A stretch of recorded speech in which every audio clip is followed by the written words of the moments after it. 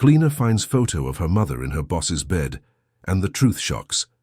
Emily Turner was finishing another work shift when she decided to change her employer's bedsheets. It was a simple task she had done every day for nearly 3 years, but that Thursday morning something different happened. As she pulled the pillow to straighten the sheet, a framed photo fell to the floor. The sound of breaking glass echoed through the room. She bent down to pick up the pieces when her eyes fixed on the image. Her heart raced, her hands began to tremble. There in the photo was her mother, young, radiant, with a smile Emily hadn't seen on that face in decades. And next to her, with his arms around her waist, was Richard Harrison, her boss, the man for whom she had been cleaning the house for 3 years. The two looked too happy, too intimate. "What's going on here?" The deep voice came from the door. Emily looked up and saw Richard standing there, still in his robe, his graying hair disheveled. He looked at the photo in her hands, and all the blood drained from his face. For a moment, neither of them said anything. The silence hung heavy like lead. "Where did you get that?" he asked, his voice hoarse. "It was under the pillow," Emily replied, still holding the broken frame. "Mr. Richard, this woman in the photo is my mother." He took a step back, as if he had been punched. He ran his hand over his face, taking a deep breath. Emily realized he was trying to buy time to think, but she had no patience for games, not when it came to her mother. "Explain this right now," she demanded with a firmness that surprised her. "Why do you have a photo of my mother under your pillow?" Richard walked to the window, turning his back to her. His shoulders were tense. When he finally spoke, his voice was heavy with something Emily couldn't identify. Nostalgia. Regret. "I met Catherine a long time ago," he said without turning around. "Before you were born, before I had all this." "How did you meet?" Emily insisted, feeling her stomach churn. "We worked together at a textile factory in Philadelphia," he continued. "I was just a worker. She worked in the finishing department. We saw each other every day." Emily tried to process the information. Her mother had never mentioned working in a factory, never spoke of Philadelphia, never spoke of Richard Harrison. "That doesn't explain why you keep this photo after so many years," she said, her voice beginning to falter. "My mother never spoke of you." Richard finally turned around. His eyes were red, moist. Emily had never seen him like this. The man had always been firm, controlled, distant. Seeing that fragility frightened her more than anything else. "Sit," he asked, pointing to the armchair next to the bed. "I need to tell you a story, and you need to promise me you'll listen until the end." Emily hesitated. Part of her wanted to run out of there, go to her mother's house and demand answers, but another part, the curious and scared part, needed to know what this man had to say. She sat down, still holding the broken photo. "Catherine and I fell in love at that factory," Richard began, sitting on the edge of the bed. "It was fast, intense. She had just arrived in Philadelphia, looking for work. I had already been there for 2 years. We started talking during lunch breaks. Then we would walk together after work. Within 3 months, I already knew I wanted to marry her." Emily tightened her fingers on the frame. Her mother had never mentioned a great love before her father. She always said she met Robert Turner at a church dance and they married 6 months later. Simple as that. No excessive romance. "And what happened?" she asked, though she wasn't sure she wanted to know the answer. "I got a scholarship," Richard said, looking at his own hands. "A university in New York City offered an opportunity for workers to specialize in engineering. It was a chance to change my life. But it had to be immediate. 2 weeks to decide and move." "And you went?" "I went," he confirmed. "But I promised Catherine I would return, that as soon as I finished the course we would get married. She said she would wait. We exchanged letters during the first months. Every week I would get news from her, and suddenly the letters stopped coming." Emily felt a tightening in her chest. She could already imagine what was coming next, but Richard continued, as if he needed to get it all out after years of keeping it inside. "I tried calling the factory. They told me she had resigned. I went to Philadelphia twice looking for her, but no one knew where she was. It was as if she had vanished. It took me years to focus on my studies again. I graduated, got a good job, started building my company, but I never forgot Catherine.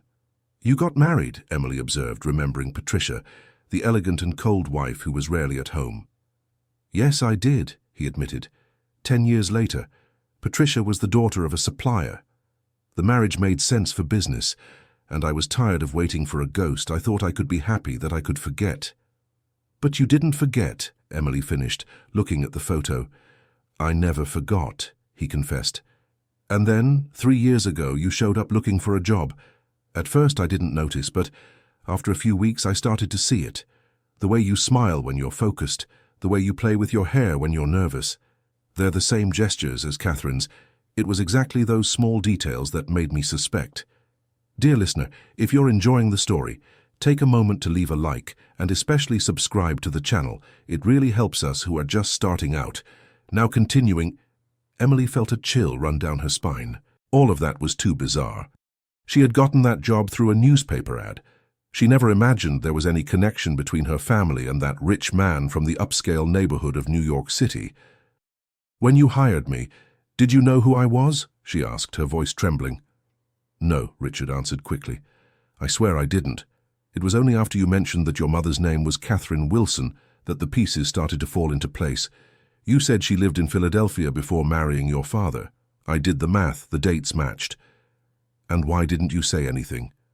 Emily was getting angry now. Why did you keep me here without telling me the truth? Because I wasn't sure, he admitted. And because I needed to be close to something that connected me to her, even if it was just you working here. I know it sounds crazy. I know it was selfish. But seeing you every day was like having a piece of Catherine back in my life. Emily stood up abruptly, letting the photo fall to the floor again. All of that was too much. She needed to get out of there. She needed to think. She needed to confront her mother with that information. I'm leaving, she said, walking toward the door. Emily, wait, Richard called her, standing up as well. There are more things you need to know. Things about your mother, about the past. I don't want to hear anything more from you, she replied, turning only her head. If there's something to know, I'll ask my mother. She's the one who should give me the answers. She won't tell you, Richard said, and there was urgency in his voice. Catherine has her reasons for hiding the past, but you deserve to know the truth, the whole truth. Emily stopped at the door. Part of her wanted to ignore him and leave, but the curiosity, that burning need to understand what was happening, kept her there. She turned slowly. What truth? She asked, though she was afraid of the answer. Richard picked up the photo from the floor carefully, as if it were the most precious object in the world. He looked at the image with such intensity that Emily felt as if she were intruding on a private moment. When Catherine's letters stopped coming, he began, I didn't know why. I thought she had given up on me, that she had met someone else. Only many years later, by chance, I discovered part of the truth. Which part? Emily whispered. I found a colleague who also worked at the factory. She told me that Catherine left Philadelphia in a hurry, that she had some problem with her family, something serious enough for her to disappear without a trace. Emily felt her legs weaken. Her mother had always been a closed-off woman about the past. She always said it wasn't worth digging up old times, that the present was what mattered. But now, with these revelations, Emily realized there was much more behind that silence. My mother never talked about her family, Emily said, more to herself than to Richard. I never met my grandparents. She always said she had distanced herself from them before I was born, that it had been better that way. You need to ask her what really happened, Richard insisted. But you have to go prepared. Catherine will try to hide it. She'll say the past doesn't matter, but it does matter, Emily. It matters because it involves you. What do you mean it involves me? She asked, feeling panic rise. Richard seemed to be struggling with his words. He opened his mouth twice before he could speak. I don't have proof, he said slowly. I only have dates, and coincidences that are hard to ignore. Emily understood what he was implying before he even said it.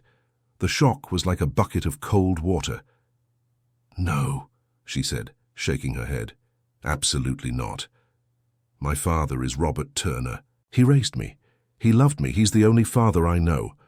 And I'm not taking that away from him, Richard said quickly. Robert was the father you had, but biologically— Stop! Emily cut him off, raising her hand. You can't just throw this in my face without being sure. This is absurd. It's crazy. You're right, he agreed, looking regretful.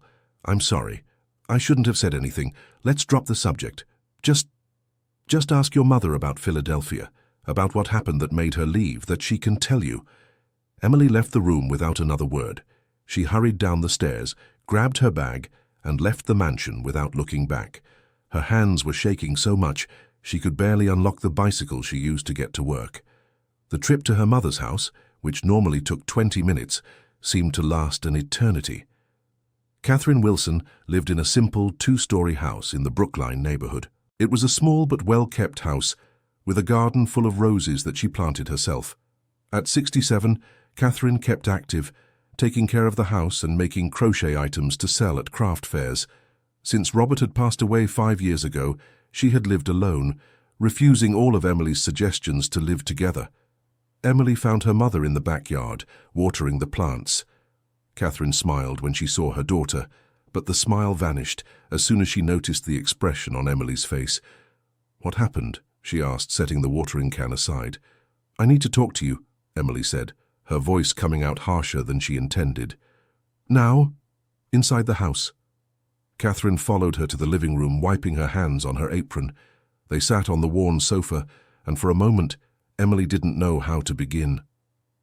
How do you ask your own mother about secrets that have been buried for over 40 years? Do you know Richard Harrison? She finally asked. Catherine's reaction was immediate. Her whole body stiffened. The color drained from her cheeks. For a second, she seemed to have forgotten how to breathe. Where did you hear that name? Catherine whispered.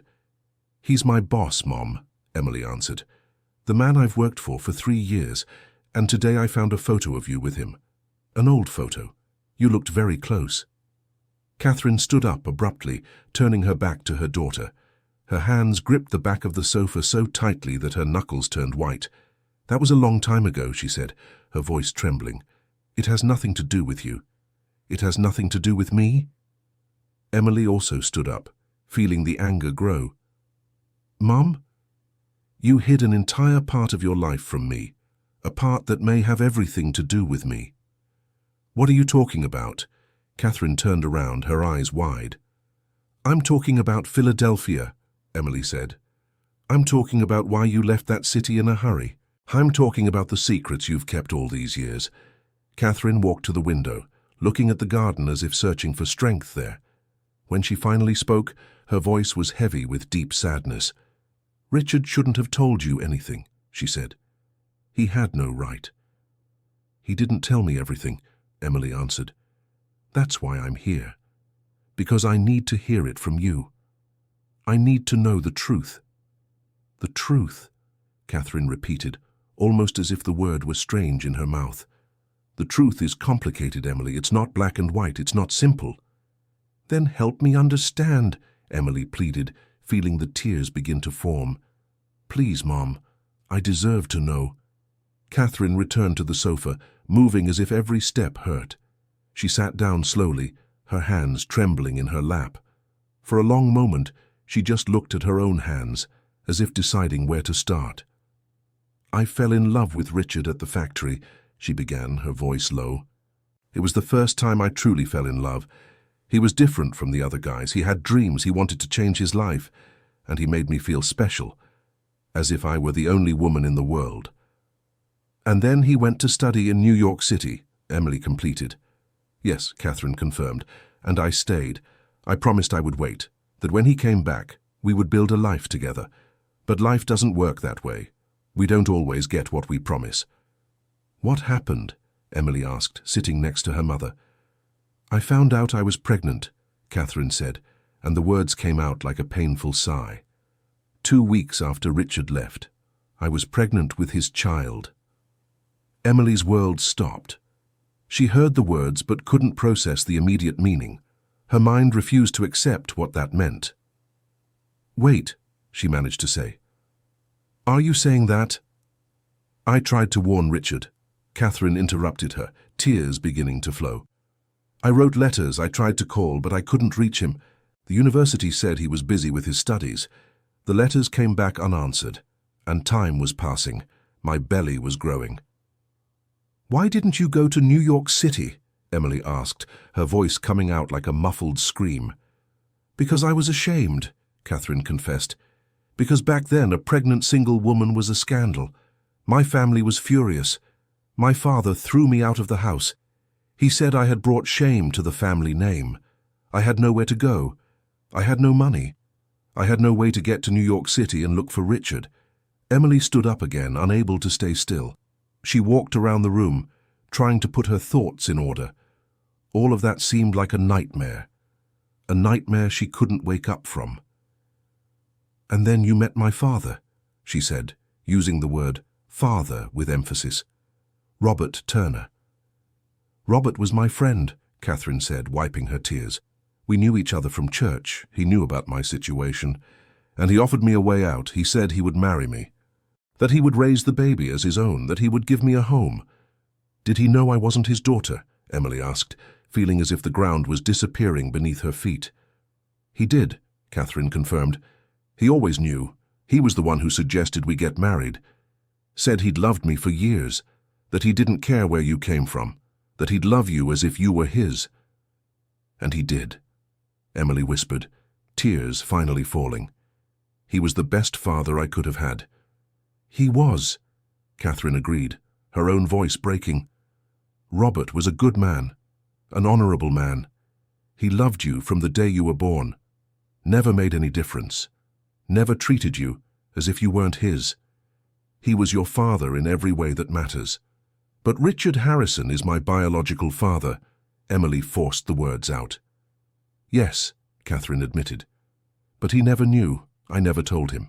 When I finally got back on my feet, when you were already born and I was married to Robert, I decided it was better to leave the past in the past. Richard had moved on. He was building his life. There was no point in destroying everything by telling a truth that wouldn't change anything." "What do you mean it wouldn't change anything?" Emily turned to face her mother. "It would change everything. I have the right to know who my biological father is. Richard has the right to know he has a daughter." "And what would that solve?" Catherine asked, raising her voice for the first time. "What would change in your life now? Robert was your father. He raised you, loved you, cried on your graduation day, walked you down the aisle when you married Paul, was there when your marriage ended, was there for every important moment. That's what makes a father, Emily, not blood. It's presence." Emily knew her mother was right. Robert Turner had been her father in every way. She had wonderful memories of him. The childhood games, the talks about life when she was a teenager, the support during her difficult divorce. All of that was real. All of that mattered. But there was another part of her, a part that felt betrayed, that wanted answers, that wanted to understand why so much had been hidden, why she had to discover the truth that way, through a photo found by chance. "You should have told me," she finally said. "Not now, not this way. But at some point in my life you should have told me the truth." "You're right," Catherine admitted, looking smaller, more fragile. "Maybe I was wrong. But I did what I thought was best at the time. I tried to protect you. I tried to give you a stable family, a normal life." "And you did," Emily said, feeling the anger beginning to give way to something else. Sadness? Understanding? She wasn't sure. "But now that I know, I can't just pretend I don't." "What are you going to do?" Catherine asked, fear evident in her voice. "I don't know," Emily answered honestly. "I need to think.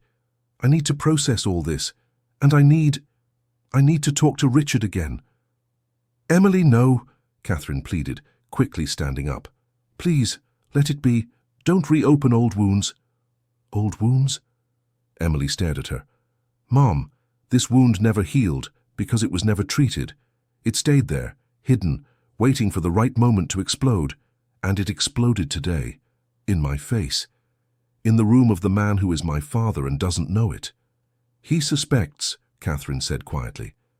If he hired you, knowing who you were, he suspects. He said he wasn't sure, Emily replied. That he only became suspicious after a while, but he didn't know for certain. And are you going to confirm it? Catherine asked. Are you going to go there and tell him he has a 42-year-old daughter? Emily stopped. 42 years. Almost half a century of life without knowing the truth about her origins. Half a century where two men were important in different ways. Robert, who raised and loved her unconditionally, and Richard, who didn't even know she existed. I don't know what I'm going to do, she repeated. But I can't just go back to that house tomorrow and pretend I don't know anything. I can't clean his room, cook his meals, tidy his things, and act like nothing has changed. Because it has. Everything has changed. Then quit, Catherine suggested. Find another job. You don't have to go back there. And pretend none of this happened, Emily asked. Run away like you ran away from Philadelphia. The words came out harsher than she intended. She saw the pain flash across her mother's face and immediately regretted it. But she didn't take back what she said, because it was true, and maybe it was time to stop running from difficult truths. I'm sorry, she said softer. I shouldn't have spoken like that. But Mother, do you understand that I need to handle this my way? I can't just bury everything like you did. I know, Catherine whispered. I'm just scared of what will happen, what this will cause. I am too, Emily admitted. But I'm more scared of spending the rest of my life not knowing, without fully understanding who I am. Emily left her mother's house with more questions than answers. The conversation had confirmed her worst suspicions, but it had also made everything even more complicated. She spent the rest of the day wandering through the city, trying to organize her thoughts. She sat on a park bench, drank coffee at a bakery, walked aimlessly through the streets she'd known since childhood. When the sun began to set, she finally picked up her phone and called the only number that made sense at that moment. Julia, her best friend since their teenage years, answered on the second ring. Em? What a surprise. Is everything okay? Jules, I need to talk to you, Emily said, and her voice betrayed the emotion she was trying to control. Can you meet me?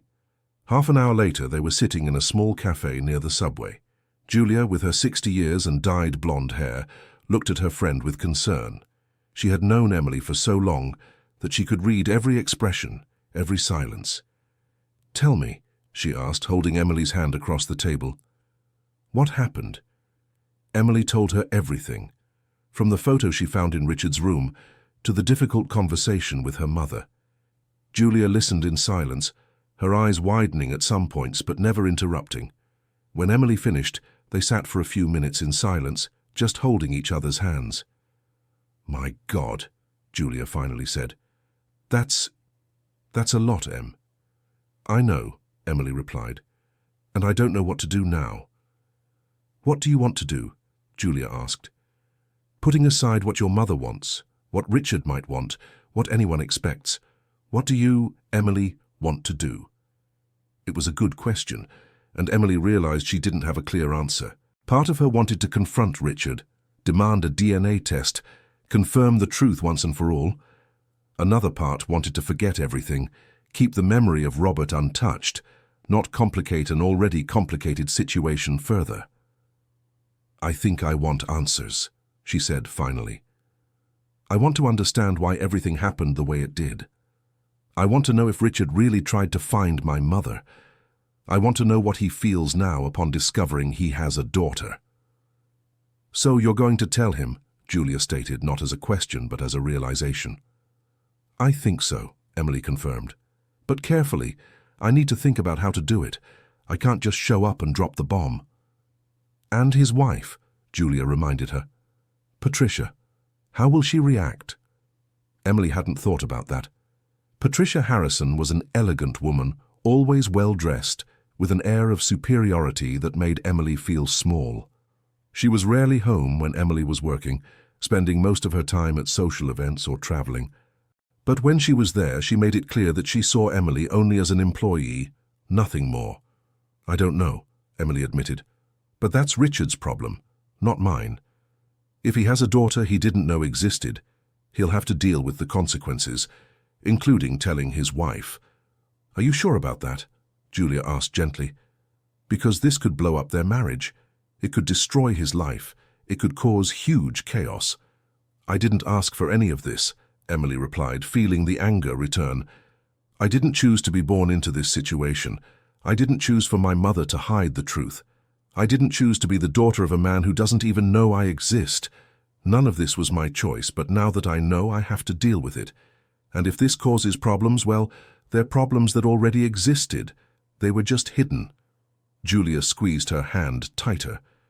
You're right, she said, and I'll support you. No matter what you decide to do. I just want you to know you're not alone in this. Thank you, Emily whispered, feeling the tears return. I don't know what I'd do without you. They stayed at the cafe until late, talking about the past, about Robert, about how life was strange and unpredictable. When they finally parted, Emily felt a little stronger. Still confused, still scared, but not alone. That night, lying in her bed, Emily stared at the ceiling. She thought about Robert, about how he was always present, always affectionate. She remembered the way he taught her to ride a bike, holding on tight until she gained confidence. She remembered the conversations in the kitchen, while he prepared breakfast on Sundays. She remembered how he cried when she graduated from school, saying he was proud of the daughter he had. Dear listener, if you're enjoying the story, please take a moment to like and especially subscribe to the channel. It really helps us, who are just starting out, now continuing. But then she thought about Richard, about the man she only saw as her boss but who carried half of her DNA. Were they alike in anything? Had she inherited anything from him beyond genetics? And more importantly, did he deserve to know the truth? Emily decided yes, he deserved it. Not because he had any right over her, but because hiding the truth had already caused enough pain. For her mother, for herself, and probably for Richard too, who spent years looking for Catherine without knowing what really happened. The next morning, Emily woke up with renewed determination. She showered, put on her work uniform, but this time with a different purpose. She wasn't going to the mansion just to clean and tidy up. She was going to have a conversation that would change everything. She arrived at the house at 8 in the morning, as always. She used her key to enter through the back door. The house was silent. Patricia had traveled to Miami as she learned from the housekeeper, Mrs. Rose, a 60-year-old lady who had worked for the Harrisons for decades. Richard is in the office, Mrs. Rose informed her. He spent the night there. He didn't even come down for dinner yesterday. Emily nodded and went up the stairs. Her heart was pounding. She knocked on the office door and heard a muffled, "Come in." Richard was sitting behind the desk, surrounded by papers. He had deep, dark circles and hadn't shaved. He looked like he hadn't slept. When he saw Emily, he stood up quickly. "You came back," he said, and there was relief in his voice. "I thought you were going to quit, that you'd never want to see me again." "I thought about it," Emily admitted, closing the door behind her. "But I realized running away doesn't solve anything. My mother ran away, and look where that got us." "You talked to her," Richard stated. "I did," Emily confirmed, "and she told me the truth, the whole truth." Richard turned pale. He gripped the edge of the desk as if he needed support. "The whole truth?" he repeated, his voice hoarse. "About the pregnancy," Emily said, forcing the words out. "About you being my biological father. About everything." The silence that followed was absolute. Richard looked at her as if he were seeing a ghost. His mouth opened and closed twice before he could speak. You are... He tried to form the sentence. "Are you my daughter?" "Biologically, yes," Emily answered, keeping her voice firm even though she was trembling inside. "But Robert Turner was my father. He raised me, he loved me. He was the one who was present my entire life. That I want to make very clear." "I understand," Richard said, but he seemed in shock. He walked to the window, running his hands over his face. "My God, I'm a father, I have a daughter. All this time you were here and I didn't know."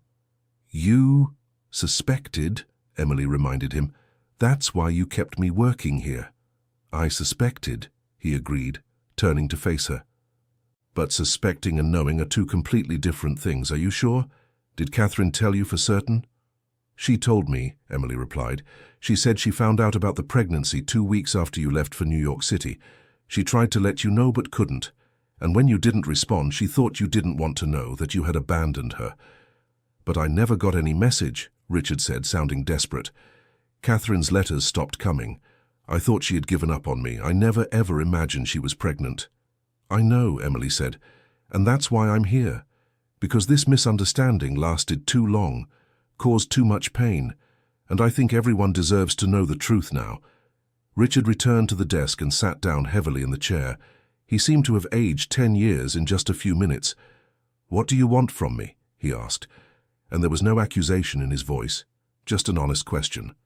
"I don't want anything," Emily answered. "I didn't come here asking for money or recognition or anything else. I came because I thought you deserved to know, because hiding this isn't right. But I don't expect you to change your life because of me. I don't expect you to treat me differently. I just wanted you to know the truth." "What do you mean you don't expect me to treat you differently?" Richard asked, seeming genuinely confused. "Emily, you are my daughter. My daughter. I can't just keep pretending you're just an employee." "But I am just an employee," Emily insisted. "You didn't raise me. You weren't present in my life. You have no obligation to me." "But I wish I had been," Richard said, standing up again. "If I had known, if Catherine had managed to reach me, I would have come back. I would have married her. I would have been a father from the beginning. I missed 42 years of your life, Emily. 42 years I'll never get back. But the years that remain, those I don't want to lose." Emily hadn't expected that reaction. She had expected surprise, maybe resistance, maybe disbelief, but she hadn't expected that immediate acceptance, that desire to be part of her life. "It's not that simple," she said. "You're married. You have a life. You have a reputation. How are you going to explain to people that you suddenly have an adult daughter?" "I'll tell the truth," Richard answered simply. "I'll say I had a relationship before I got married, that I didn't know I had a daughter, and that now that I know, I want to get to know her better. I want to have a relationship with her." "And Patricia?" Emily asked. "How will your wife react?" Richard paused. For the first time since the conversation began, he seemed hesitant. "Patricia will have to understand," he said finally. "Our marriage, it's not what you think. There hasn't been love between us for years. It's more of a partnership, a convenience. She lives her life, I live mine. But there has always been respect, and I hope she will respect this too." "But what if she doesn't?" Emily insisted. "What if she demands that you choose between keeping your life as it is and acknowledging me?" "Then I choose you," Richard said without hesitation. "I choose my daughter." The words hit Emily with a force she hadn't expected. Her throat tightened.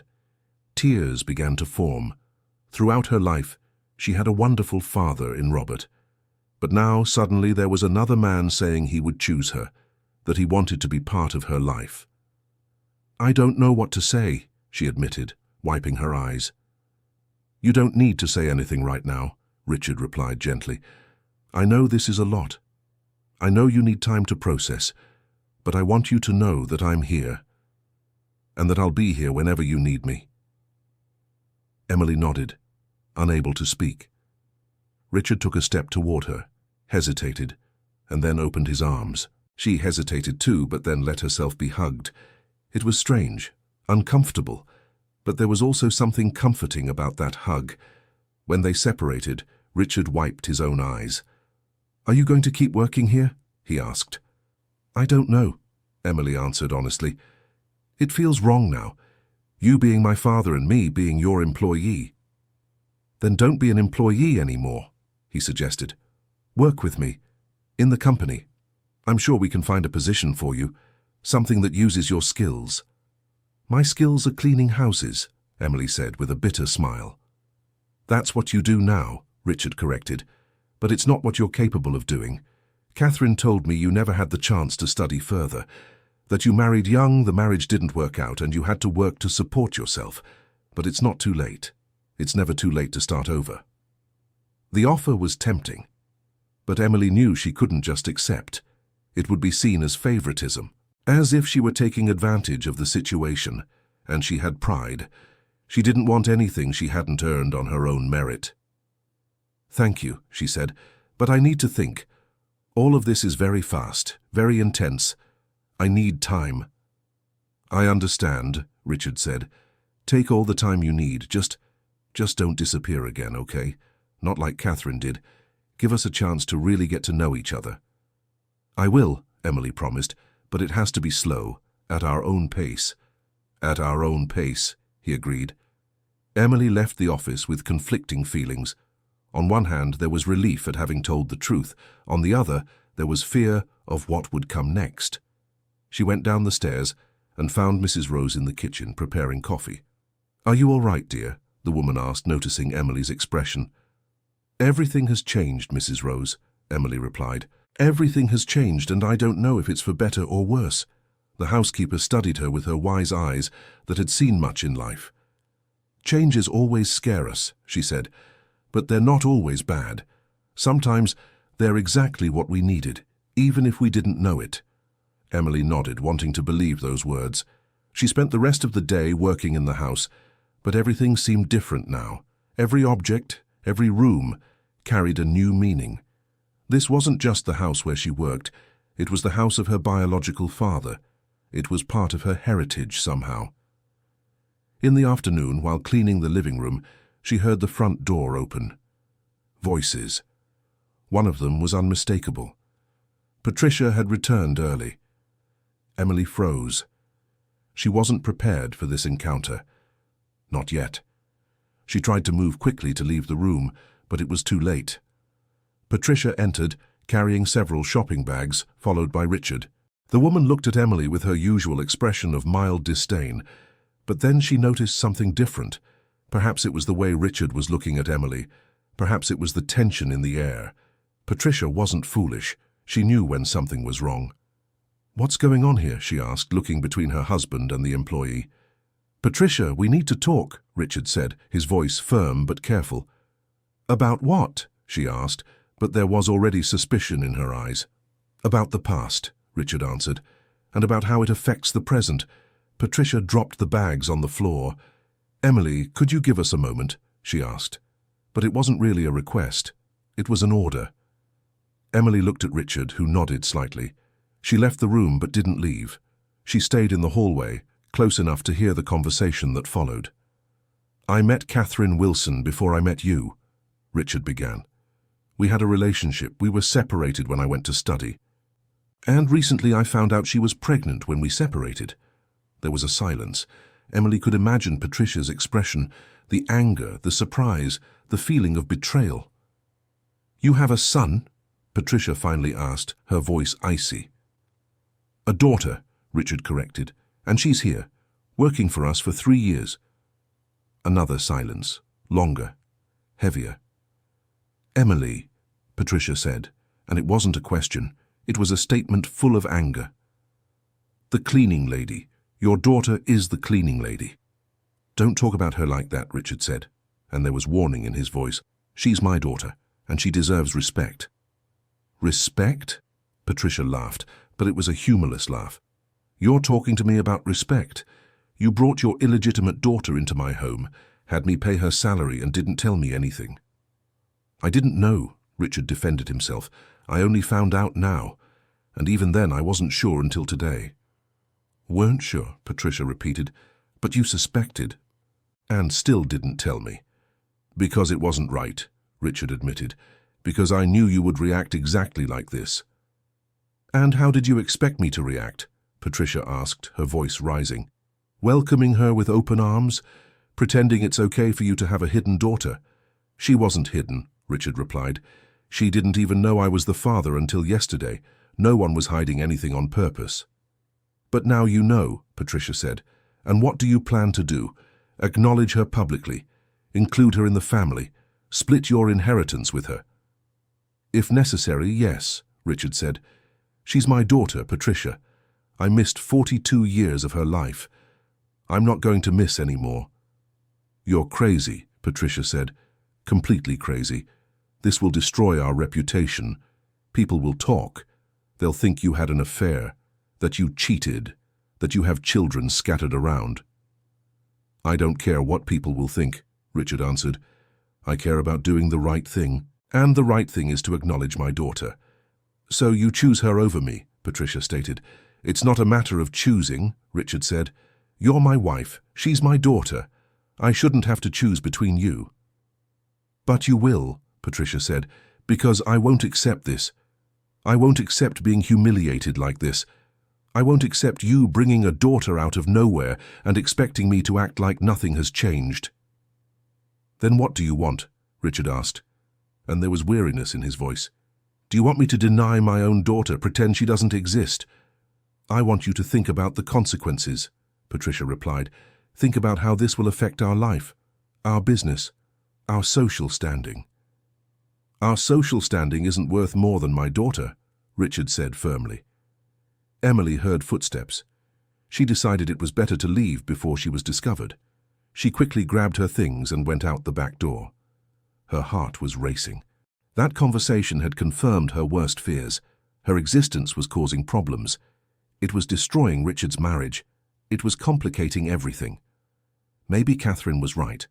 Maybe she should have kept everything hidden, left the past in the past. But it was too late for that now. The truth had been revealed, and there was no way to put the genie back in the bottle. Emily spent the next few days avoiding going to the mansion. She called saying she was sick, that she needed some time. Richard didn't insist, but he sent messages every day asking if she was okay, if she needed anything. Julia went to visit her, bringing food and company. They talked for hours about what had happened, about the consequences that were unfolding. You can't blame yourself, Julia said. None of this is your fault. But it's causing problems, Emily replied. Richard and Patricia are fighting because of me. Their marriage is at risk. Their marriage was already at risk, Julia observed. From what you've told me, they weren't even happy together. You were just the last straw, not the cause of the problem. But still, Emily insisted, I keep wondering if it wouldn't be better to just disappear again. Let them sort out their lives without me in the middle. And you? Julia asked. What do you want? Do you want to meet your father? Do you want to have a relationship with him? Emily didn't know how to answer. That's what everyone was asking. But she herself wasn't sure. Robert had been her father. He was the one she loved. He was the one she remembered fondly. Richard was just a stranger who shared her DNA. But there was something about him that intrigued her. The way he reacted when he learned the truth. His willingness to change his life for her. That meant something. It had to mean something. A week later, Emily finally returned to the mansion. Not to work, but to talk.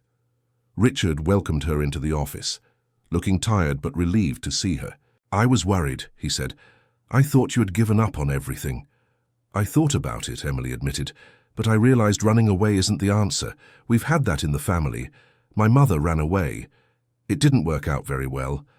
Dear listener, if you're enjoying the story, please take a moment to like and especially subscribe to the channel. It really helps us who are just starting out.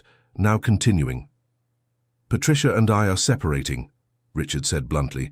She's already filed the divorce papers. Emily felt her stomach tighten. Because of me, she said.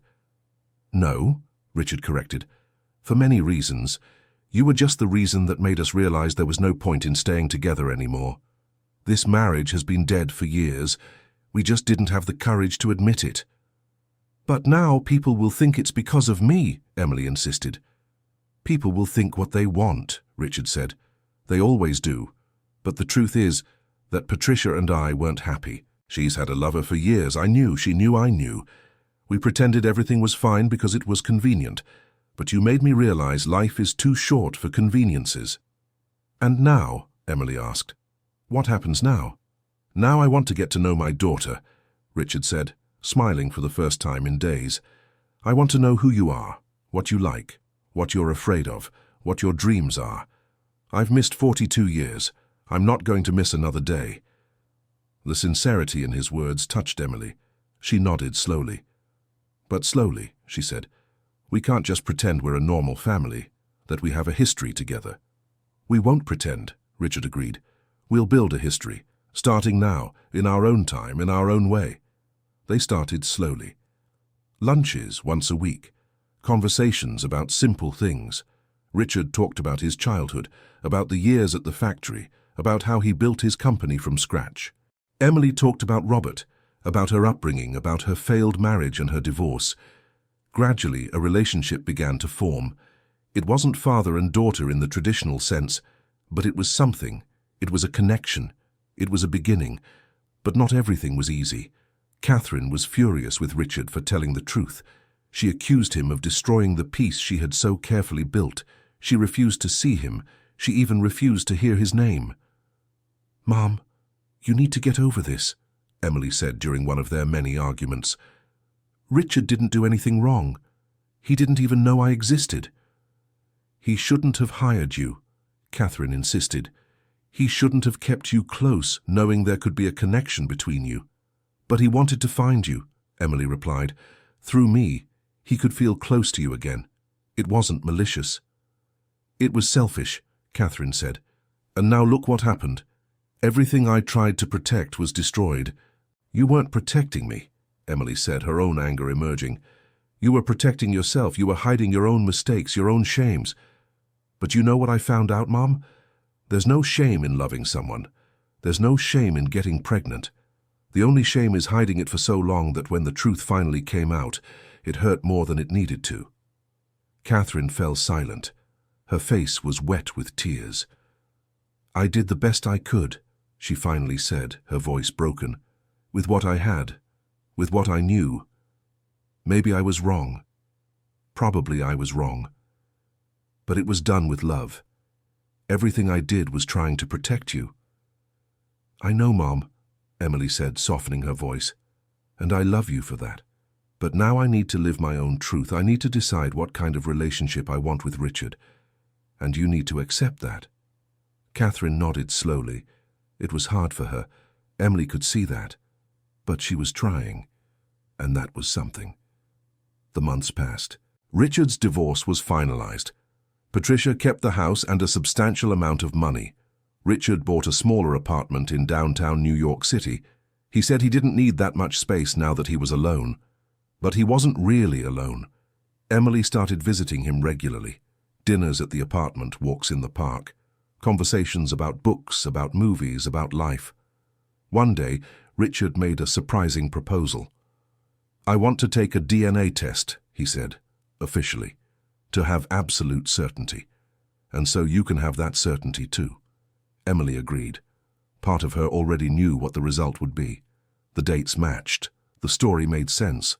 But another part needed that scientific confirmation, needed to remove any doubt. The test was done. 2 weeks later, the results arrived.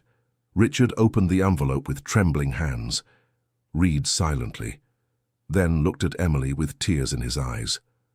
99.99% probability, he said. "You are my daughter, officially, scientifically, in every way." They hugged. It was different from their first hug months earlier. This one had more meaning, more depth. It was the hug of a father acknowledging his daughter, of a daughter accepting this new father in her life. "Thank you," Emily whispered, "for taking the test, for seeking the truth." "I will always seek the truth with you," Richard promised. "No matter how difficult it is, we've lived with lies long enough." With the test results, Richard took another step. He officially changed his will, including Emily as his heir. He also invited her to work at his company, in a real position, with real responsibilities. Not as a favor, but as an opportunity. Emily accepted, but with conditions. She would start from the bottom, learn the business from scratch. She didn't want to be seen as someone who was there just because she was the owner's daughter. She wanted to prove her worth, and she did. In the following months, Emily showed exceptional work ethic and an ability to learn quickly. She started in the human resources department, understanding how the company worked from the inside out. She took night courses, studied, worked hard. Richard watched with pride, but kept a professional distance. At the company, she was Emily Turner, dedicated employee. Outside the company, she was his daughter, whom he was getting to know more each day. The relationship between Emily and Catherine also began to improve. Over time, Catherine realized she hadn't lost her daughter. In fact, Emily now had two parental figures to support her. Robert in her memories and in her heart, Richard in her present life. One day, Richard made an unusual request. "I want to visit Robert's grave," he said. "I want to thank him for taking care of you when I couldn't." Emily took him to the cemetery on a rainy Saturday. They stood before the simple but well-kept headstone. Robert Turner, beloved father, devoted husband. "Thank you," Richard said to the stone. "Thank you for loving my daughter, for being the father she needed. I know you were better for her than I ever could have been, and I'm grateful for that. I'll try to honor your memory by being the best I can from now on." Emily cried. They weren't sad tears. They were tears of acceptance, of reconciliation, of peace. 6 months later, Richard suggested something that surprised Emily. "I want you to meet my mother," he said. "Your grandmother. She lives in a nursing home in Atlantic City. She's 86 years old, and she deserves to know she has a granddaughter." Emily was nervous during the trip to Atlantic City. How would she introduce herself? What would she say? But her worries were unnecessary. Mrs. Dorothy, a petite but energetic lady, hugged her as soon as she found out who she was. "I knew it," she said, holding Emily's face in her hands. "I always knew Richard had lost something important when he came back from New York City, all changed, and now I understand what it was. It was you." The visit was emotional. Mrs. Dorothy told stories about Richard as a child, showed old photos, talked about family, about roots, about history. Emily listened to everything with fascination. She was discovering a part of herself she didn't know existed. In the car on the way back, Richard looked at her. "Are you going to tell Catherine about visiting my mother?" he asked. "I will," Emily said. "She needs to know, and you know what? I think it's time for you two to see each other again, after all these years." "You think so?" Richard seemed surprised. "I do," Emily confirmed. "Not to rekindle anything, but to have a real conversation, to tie up loose ends, to make peace with the past." Richard agreed, but it was Catherine who took time to accept. It took weeks of Emily insisting until she finally agreed to have lunch with Richard. A neutral place, a downtown restaurant, with Emily present. The meeting was awkward at first. Catherine and Richard looked at each other like strangers, but strangers who shared a deep history. They talked about superficial things first, the weather, the traffic, the food, but then Richard gathered his courage. "I'm sorry," he said, "for everything, for not being there when you needed me, for not receiving your letters, for leaving you alone with all of it." "You didn't know," Catherine replied, her voice soft. "I blamed you for so many years, but now I understand it was all a terrible misunderstanding. You had no way of knowing." "But I should have searched more," Richard insisted. "I should have been more persistent. I should have gone back to Philadelphia and not given up until I found you." "And what would that have changed?" Catherine asked. "Would you have dropped out of school? Your chance to grow? And where would that have left us? Probably with a life of struggle and hardship. Robert offered me stability. He offered me love. It wasn't the passionate love we had, but it was true love. He made me happy, and he was a wonderful father to Emily." "I know," Richard said, "and I'm grateful to him. But I still feel like I lost so much time." "We all did," Catherine said. "But maybe that's how it had to be. Maybe everything happened exactly as it should. You built your company, helped many people. She had a successful life. I had Robert and raised Emily the best I could. And now in the end you have your daughter. We all gained something, we all lost something. That's how life works." The conversation continued. They reminisced about the days at the factory, the walks they used to take, the dreams they shared. And gradually the anger Catherine held on to began to fade. It wouldn't turn back into love. Too much time had passed.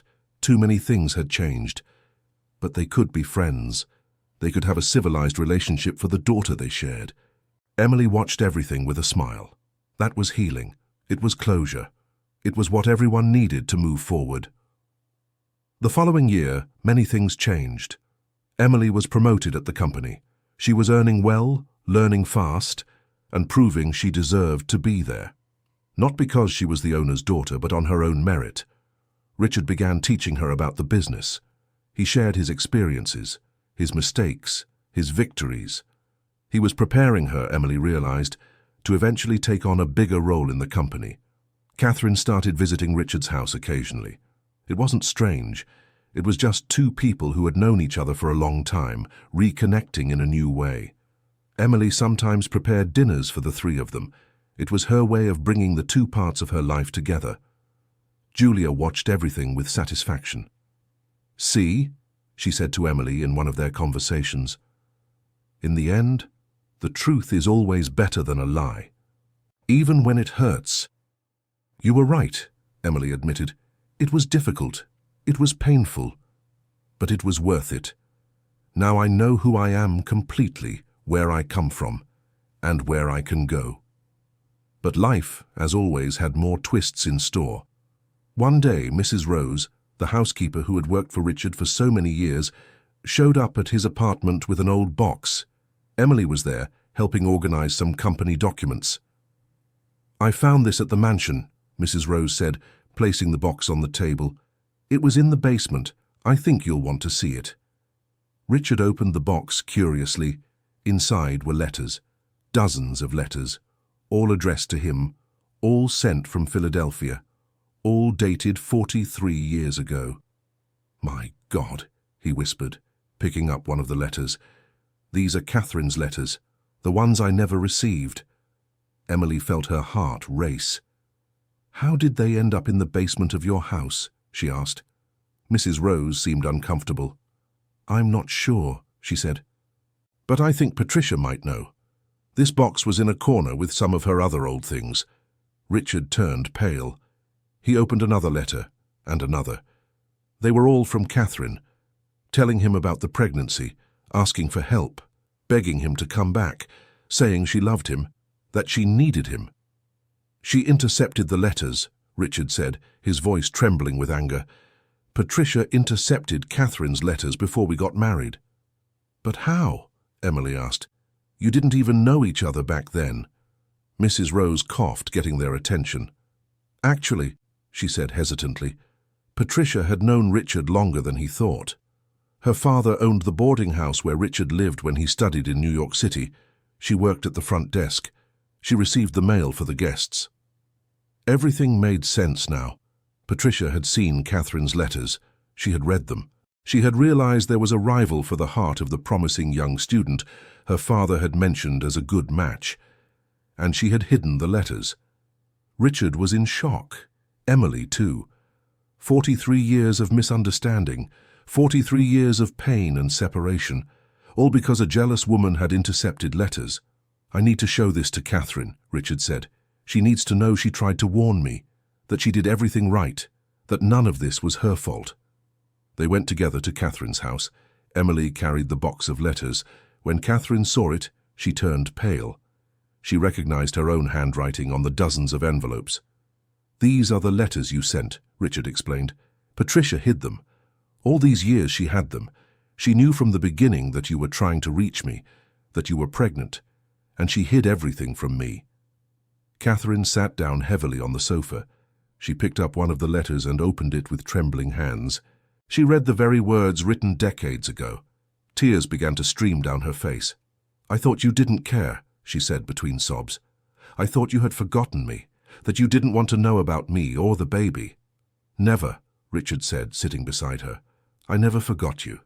I never stopped searching, but she deceived me. She deceived us." Emily watched the scene with a heavy heart. Seeing her biological parents together, processing that revelation, was surreal. Part of her was furious with Patricia. Another part was just sad for everything that could have been and wasn't.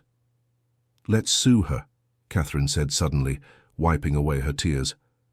"Let's make her pay for what she did." "No," Richard said surprisingly. "We won't give her the power to keep affecting our lives. She has already taken so much from us. We won't give her any more." "But she needs to pay," Catherine insisted. "She already has," Emily intervened. "Don't you see, she married a man who never truly loved her, lived a lie for decades, and in the end she was left alone, bitter, with nothing but money. That is punishment enough." Catherine and Richard looked at Emily. She was right. Patricia had already paid. not through legal justice, but with an empty life. "You are wise," Richard said to Emily, "wiser than the two of us combined." "I learned from you," Emily replied, "from the mistakes you made, and from the way you're trying to fix things now." The following months brought more changes. Richard decided to retire gradually, passing more responsibilities to Emily. She was ready, he said. She had the intelligence, the dedication, and the vision needed to take the company forward. Emily still had doubts sometimes, but Richard always encouraged her. "You can do this," he said. "You have my blood, but more importantly, you have Robert's determination, Catherine's wisdom, and your own strength. That combination is unbeatable." At the same time, something unexpected happened. Catherine and Richard started spending more time together, not romantically. They were too old, they said, and too much had happened. But as friends, as Emily's parents, as two people who shared a unique history. Julia teased Emily. "Your parents are going to become best friends," she said. "Who would have thought the story would end like this?" And Emily just smiled. Because in some bizarre way, everything was falling into place. Not perfectly, not the way a fairy tale would tell it, but in a real human way, beautiful in its imperfection. On the second anniversary of the discovery of the photo, Emily organized a special dinner. She invited Catherine, Richard, Mrs. Dorothy, who had moved to New York City to be closer, Mrs. Rose and Julia, everyone who had been an important part of her journey. During dinner, Richard stood up to make a toast. "2 years ago," he began, "Emily found a photo that changed everything, that revealed secrets, caused pain, but also brought truth. And the truth, no matter how difficult, always sets us free. Today I toast to her, my daughter, who had the courage not to run from the truth, who faced everything with her head held high, and who gave me the greatest gift I could have, the chance to be a father." Everyone toasted. There were tears, but they were good tears. Then Catherine stood up. "I also toast to Robert," she said, "the man who isn't here, but who is the reason Emily is who she is. Without him, none of this would be possible. He was the true hero of this story." More toasts, more tears, more love. Emily looked around the table. All those people, in some way, were her family. Not a traditional family, not a family that would make sense in a book or movie, but a real family, imperfect, complicated, and completely hers. The years passed. Emily fully took over the company when Richard decided to retire for good at 75. She proved to be an exceptional leader, expanding the business, but always maintaining the values that Robert taught her: honest work, fair treatment, respect for everyone. Catherine and Richard remained close friends. He finally convinced her to accept financial help, not as charity, but as what he would have given if he had known about Emily from the start. Catherine used the money to open a small craft studio, teaching other women her age. She flourished in this new phase of life. Mrs. Dorothy spent her final years surrounded by love. Emily visited her religiously every week. The grandmother she discovered late in life became one of the most important people to her. When Dorothy passed away at 91, it was in peace, knowing her grandchild had found happiness. Julia continued to be the best friend she always was, the witness to the entire journey, the person Emily called when she needed advice or just a laugh. Emily never married again. They said she was married to her work. She smiled and didn't deny it. But the truth was that she was happy, complete. She didn't need a romance to feel fulfilled. On a summer day, 5 years after the initial discovery, Emily was reorganizing some things in the office when she found the photo. The original photo that had fallen in Richard's room so many years ago. He had fixed the glass and kept it. Emily looked at the image. Young Catherine smiling. Richard with his arms around her. 2 young lovers who had no idea how their lives would unfold, of all the pain that would come, but also of all the beauty, of all the resilience, of all the love that would be possible even in the most unlikely circumstances. She placed the photo on her office shelf. Next to it she placed another photo, this one of Robert, holding a baby Emily, with a proud smile on his face. 2 fathers, 2 different men, both important, Both loved. The following week, Emily was in an important meeting when her secretary interrupted. It was urgent, she said. Richard had fallen ill. He was in the hospital. Emily rushed there. She found Catherine already in the waiting room, pale with worry. They hugged, awaiting news together. The doctor finally appeared. Richard had had a heart attack. He was stable but would need surgery. It was serious, but he was fighting. The hours dragged on, Emily and Catherine sitting side by side, holding each other's hands. Julia arrived to give support. Mrs. Rose also showed up, bringing coffee and words of encouragement. Finally, after what seemed like an eternity, the surgeon came out. The operation had been a success. Richard would recover, but he would have to make significant changes to his lifestyle. Emily was able to see him briefly. He was weak, connected to various machines, but smiled when he saw her. "You won't get rid of me that easily," he joked, his voice weak. "Don't even think about it," Emily replied, holding his hand. "I still need you. I still have a lot to learn." "You don't need me," Richard said. "You're stronger than you think, but I'm happy you want your old dad around still." "I'll always want that," Emily promised. Richard's recovery was slow but steady. Emily visited him every day. Catherine did too. They took turns, making sure he was never alone. It was strange, Emily thought sometimes, how a potential tragedy had brought them even closer together. During the recovery, Richard made a special request. "I wanted Emily to organize a meeting, him, Catherine, and Emily, at the place where it all began, the factory in Philadelphia. The factory had closed years ago, but the building was still there, abandoned but standing. They managed to get permission to visit. It was surreal." Richard and Catherine walked through the empty hallways, remembering. That was where they met. That was where they had lunch together. That was where he kissed her for the first time. Emily followed them, listening to the stories, seeing the places, trying to imagine those two young people who didn't know what the future held. "I knew," Catherine said suddenly, "if I could go back in time, knowing everything I know now, I would still choose to love you. I would still choose those months we had together, because they gave us her." Richard looked at Emily, his eyes moist. "Me too," he said. "Without a doubt.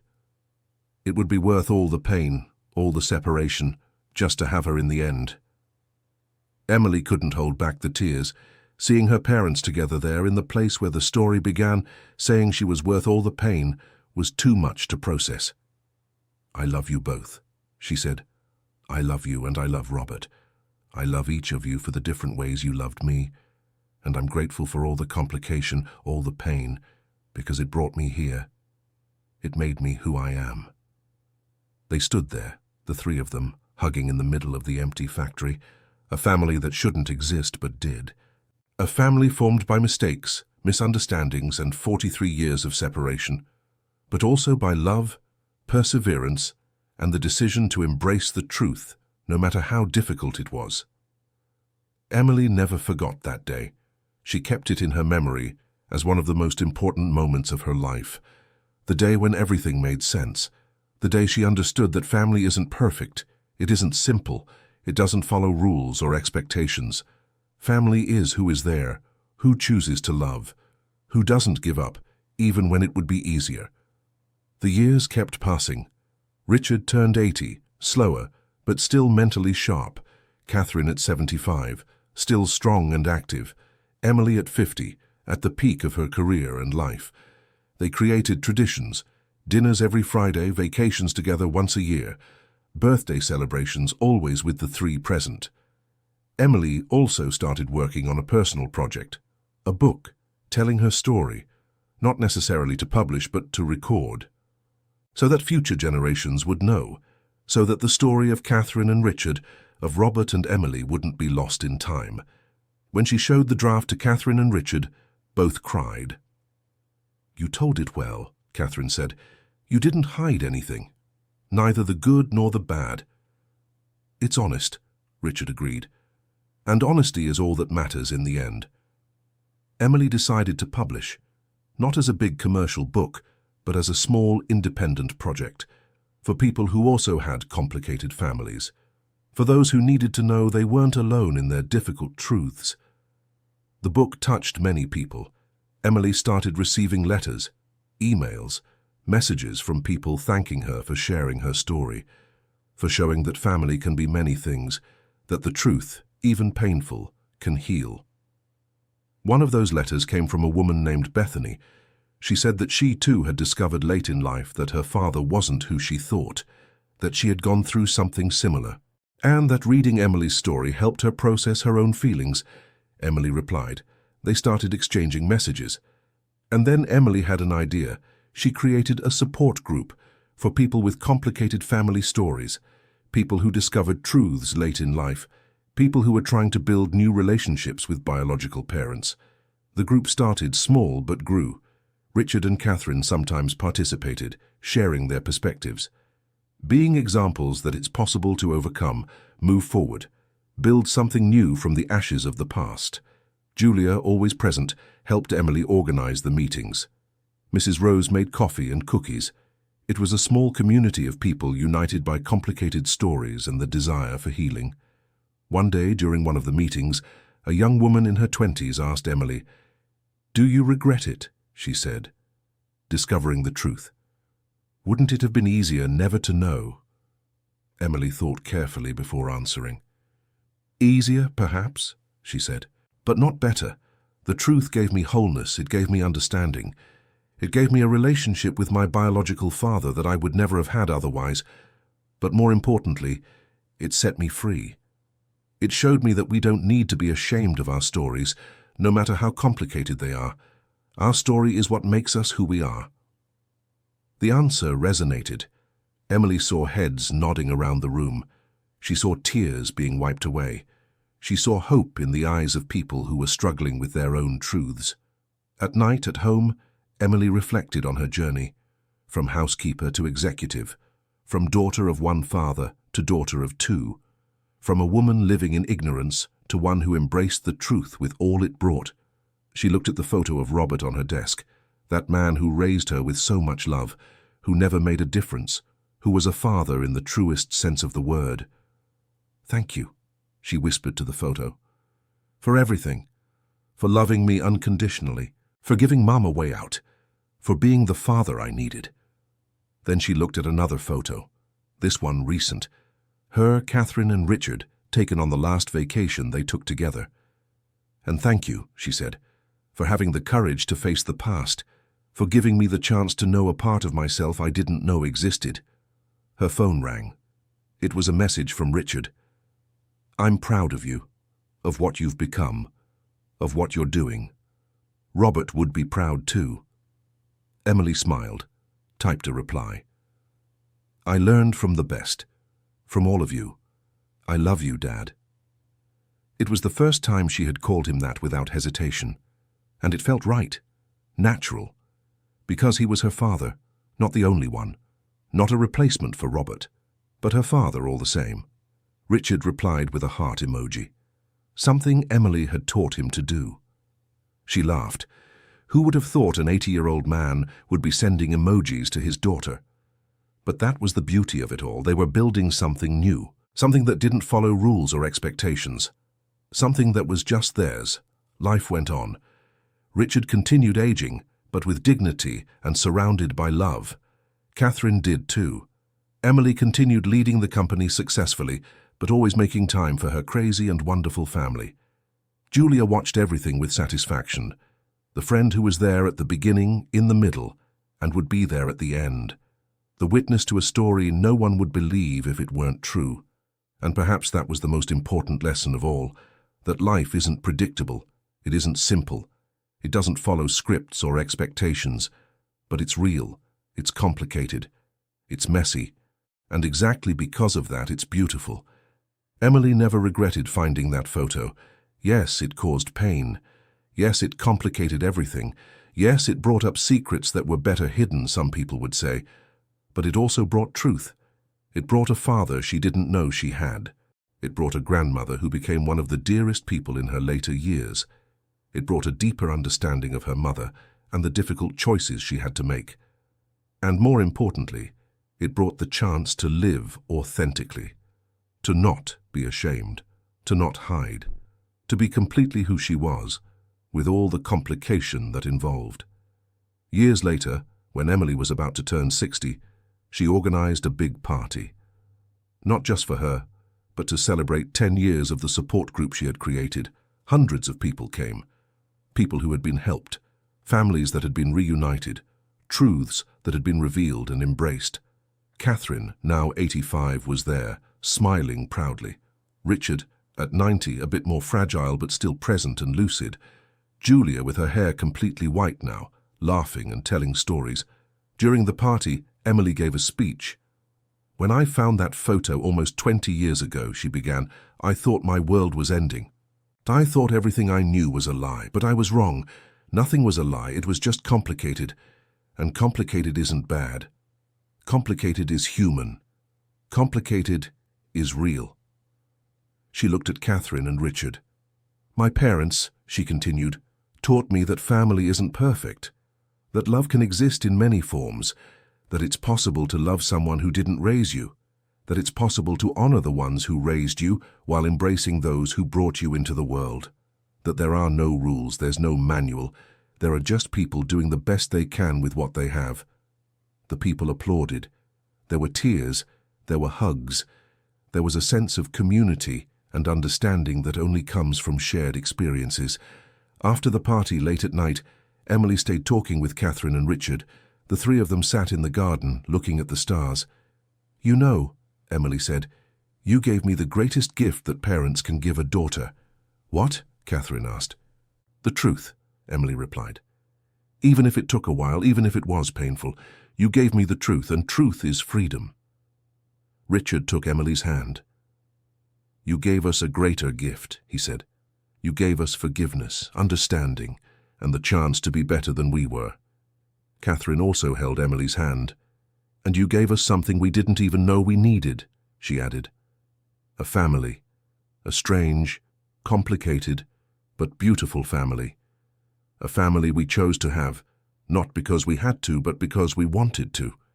They stayed there holding hands, three people connected by DNA, by history, by choice. Three people who had been through so much pain, so much misunderstanding, but who in the end had found each other. And perhaps, Emily thought, that was the true meaning of family. Not blood, not obligation, but choice. The choice to stay, the choice to love, the choice to build something beautiful from the ruins of the past. The story that began with a framed photo found by chance had transformed into something much bigger. It had become a journey of discovery, forgiveness, and love. A journey that showed it's never too late for the truth. It's never too late to start over. It's never too late to build a family, even in the most unlikely way possible. Emily looked at the starry sky and silently gave thanks. She thanked Robert, wherever he was. She thanked Catherine and Richard, sitting beside her. She thanked Julia and all who had supported her, and she thanked that framed photo that had fallen to the floor so many years ago, starting a chain of events that changed everything. Because in the end, despite all the pain, all the complication, all the secrets revealed and difficult truths embraced, one thing was certain. She wouldn't change a thing. Every hard moment had been worth it. Every tear had served a purpose. Every revelation had brought her closer to understanding not just where she came from, but who she truly was. And who she was, she realized, was someone loved, by two fathers, by a strong mother, by a loyal friend, by a community she had helped build. Someone who had turned secrets into bridges, lies into truths, and pain into growth. That was her story. Complicated, imperfect, but completely hers. And she wouldn't trade it for anything in the world. End of story. Now tell us what you thought of the story. Do you think Emily made the right choices? How would you have reacted in her place? Share your honest opinion in the comments with sincere words. If you enjoyed it, don't forget to leave your like and subscribe to the channel so you don't miss other emotional stories.